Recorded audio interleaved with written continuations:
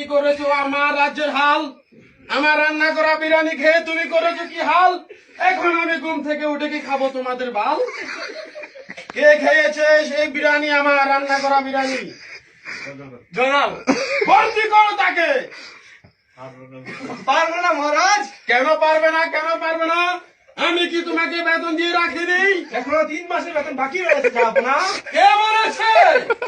এত বড় মিথ্যা অপবাদ আমার প্রতি কে দিয়েছে?